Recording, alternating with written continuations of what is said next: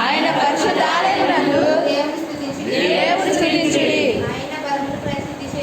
ఆయన బలమును ప్రసిద్ధి చేయు. ఆకాశ విశాలమందు ఆయనను స్తుతించుడి.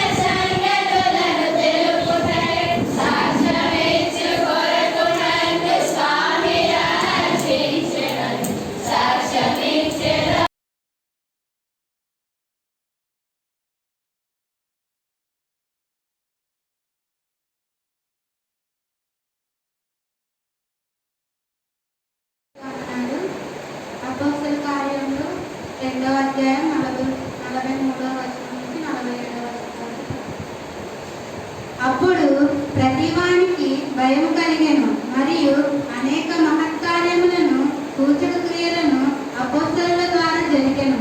విశ్వసించిన వారందరూ ఏకముగా కూడి తమకు కలిగినదంతయు సమష్టిగా ఉంచుకొనిరి.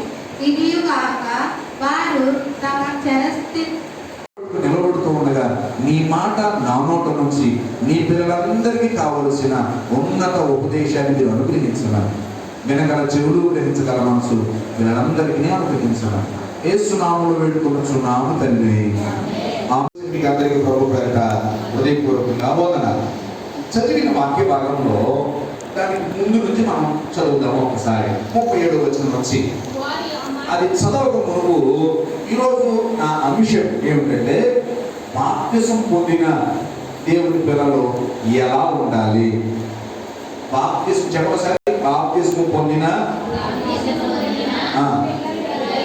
దేవుని పిల్లలు ఎలా ఉండాలి. చాలాసార్లు చెప్దాం అనుకున్నాను, కానీ అవకాశం కుదరక గత వారం చెప్పాలి. నిజానికి బాప్తిజం పొందవలసిన కూడా వినడం తప్పేం కాదు, ఎందుకంటే వారు కూడా బాప్తిజం పొందుతారు కనుక. పొందిన తర్వాత ఎలా ఉండాలి, పొందక ముందు ఏముంటే బాప్తిజం పొందాలి అనేది కొన్ని విషయాలు తెలుసుకోవాలి. ఇది మనకొద్దు, మనం ఎప్పుడో బాప్తిజం పొందేసాం అనుకోకండి, మేము పొంది చాలా లేని అనుకోకండి. ముఖ్యంగా కొత్తగా పొందినాడు మరి ముఖ్యంగా జాగ్రత్తగా వినాలి. ఎప్పుడు నుంచో వస్తున్నాడు మళ్ళీ వినాలి. ఎందుకోసం అంటే, శిష్యులారా, సహోదరులారా, ఇప్పుడు మేమేం చేయాలని అడిగితే పేతురు మళ్ళా నిలబడి మళ్ళా వాక్యం మొదలు పెట్టాడు. మాస్టర్ గారు తెలిసిందల్లా దొరికితే వాక్యం చెప్పడమే కదా. పేతురు గారు మళ్ళీ నిలబడి మొదలు పెట్టాడు. ఏంటో తెలుసా, మీరు మారు మనసు పొంది పాప క్షమాపణ నిమిత్తము ప్రతి వాడు బాప్తిస్మం పొందాలి. మా పాయింట్కి వచ్చేసాం. ఎప్పుడు బాప్తిస్మం పొందాలి చదవనకున్నామంటే, ఎప్పుడు బాప్తిస్మం పొందాలి సరిగ్గా చెప్పండి. ఎప్పుడు బాప్తిజం పొందాలంటే మారు మనసు పొందాలి. మారు మనసు అంటే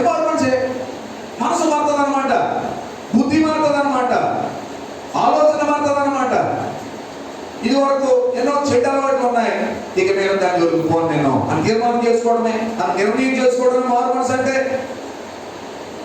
మారు మనసు పొంది బాప్తిజం పొందాలి. పేతురు చెప్తా ఉన్నాడు, మనకి ఈ ప్రశ్నకి సమాధానం వస్తుంది అనమాట. మీరు మారు మనసు పొంది బాప్తిజం పొందండి అన్నాడు. చదవడం ద్వారా 2, వినడం ద్వారా 3, ధ్యానించడం ద్వారా. ధ్యానించడం అంటే ఏంటి? ధ్యానించడం అంటే ఏంటి మీకు అర్థం చెప్పండి, చెప్తాను. ధ్యానించడం అంటే ఏంటి? జ్ఞాపకం చేసుకోవడం. ఇప్పుడు 2 ఇద్దరు చేయొచ్చు. చదివిన వాళ్ళు జ్ఞాపకం చేసుకోవచ్చు, విన్న వాళ్ళు కూడా జ్ఞాపకం చేయొచ్చు. బోధలో నిలుచుంటారు. 2, సహవాసంలో నిలుచుంటారు. 3, గుర్తించడం నిలుచుండాలి. ప్రార్థన చెడులో కూడా నిలిచి ఉండాలి. ఈ తర్వాత వచ్చే వారం జ్ఞాపకం చేసుకుని ధ్యానం చేసుకుని ముందుకు వెళ్దాం. అసలు జ్ఞాపకం చేసుకోవచ్చినాడు రేపు వారం జ్ఞాపకం చేసుకుంటాం. దేవుడి మనం దీవించును కాక. ప్రకటించి నా జీవితాన్ని మధురముగా మార్చి గణపరిచినావు. నా శక్తి చేత కాదు, నా శక్తి చేత కాదు, నీ ఆత్మ ద్వారానే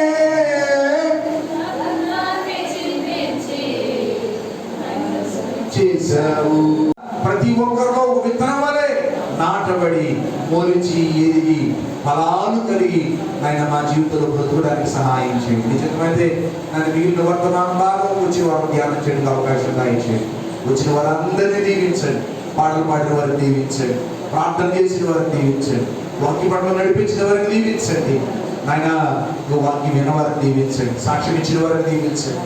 ఎవరు ఏ అవసరాన్ని బట్టి సాక్ష్యం ఇచ్చారో, మరి ఏ అవసరంలో ఉన్నారో, ఏ బలహీనతలో ఉన్నారో యేసు నామములో విడుదల ప్రకటిస్తా ఉన్నాను. వందనాలు చెల్లించుకుంటాను. నీ చేత మీద మరొకసారి ఈ రీతిగా కలుసుకునే అవకాశం దాయించండి. మహిమ ఘనత ప్రభావం మీకు ఆరంభిస్తూ యేసు పరిశుద్ధ నామములో మనవులడిగి ప్రార్థించి వేడుకుంటున్నాము పరమ తండ్రి. ఆమేన్. ఆమేన్. పరమ తండ్రి దేవుని ప్రేమ, కుమారుడు యేసుక్రీస్తు కృప, పరిశుద్ధాత్మనిచ్చే సహవాసం కుటుంబం మనకు సదాకాలము సకల పరిశుద్ధులకు తోడుగా ఉండి నడిపించును గాక. ఆమేన్. ఆమేన్. యేసు రక్తమే జై, శిలువ రక్తమే జై. ప్రభు యేసు నామమునకు సంపూర్ణ విజయం. అపవాది క్రియలపై యేసయ్య నామమునకు జై కలుగును గాక. ఆమేన్. ఆమేన్. ఆమేన్. దేవుడు